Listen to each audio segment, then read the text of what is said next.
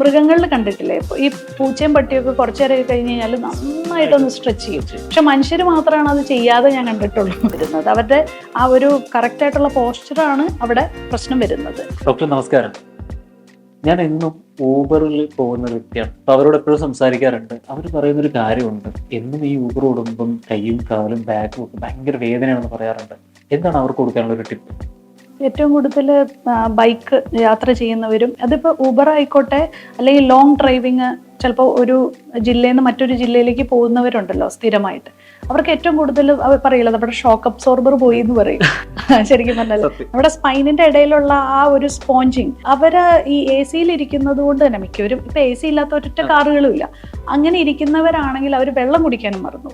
വെള്ളം കുടിക്കാതെ ഇത്രയും ദൂരം ഒരേ ഒരു പൊസിഷനിൽ, ചിലവരെന്ന് വെച്ചാൽ ഇങ്ങനെ സൈഡ് ചെരിഞ്ഞ് അങ്ങനെ ഇരിക്കാനായിരിക്കും. അപ്പൊ ഞാൻ തന്നെ ഡ്രൈവ് ചെയ്യുമ്പോൾ അറിയാതെ ഞാൻ ശ്രദ്ധിച്ചിട്ടുണ്ട്, ഞാൻ ഒരു സൈഡിലേക്ക് ചെരിഞ്ഞാണ് ഒരു സൈഡിലേക്ക് ഇങ്ങനെ ഇരുന്നിട്ട് ഓടിക്കുന്നത്. ബൈക്ക് ഓടിക്കുന്നവര് നമുക്ക് അങ്ങനെ കാണാൻ പറ്റും. അപ്പൊ ഇവിടെയൊക്കെ പറയുന്നത് ഒരു പോസ്ചർ പ്രശ്നമാണ് വരുന്നത്. അവരുടെ ആ ഒരു കറക്റ്റ് ആയിട്ടുള്ള പോസ്ചറാണ് അവിടെ പ്രശ്നം വരുന്നത്. രണ്ടാമത്തെ കാര്യം, അവരുടെ ഈ ഡീഹൈഡ്രേഷൻ നടക്കുമ്പോൾ ഈവൻ ഹൈഡ്രേറ്റ് യുവർ സ്പൈൻ എന്നാണ് ബാക്ക് പെയിൻ്റെ ഒരു ഞാനൊരു ഇത് ചെയ്തിട്ടുണ്ട്, ഒരു കോഴ്സ് ചെയ്തിട്ടുണ്ട് ബാക്ക് പെയിൻ്റെ മാത്രം. അതിനകത്ത് ആദ്യം പറയുന്ന ഒരു കാര്യമാണ് ഹൈഡ്രേറ്റ് യുവർ സ്പൈൻ എന്ന് പറയുന്നത്. അപ്പം നമ്മൾ വെള്ളം കൊടുത്താലാണ്, ഈ പറഞ്ഞിരിക്കുന്ന സ്പോഞ്ചിലൊക്കെ വെള്ളം നിറഞ്ഞാലാണ് അത് നല്ല പ്രൊട്ടക്ഷൻ നമുക്ക് തരുള്ളൂ എന്നുള്ളത്.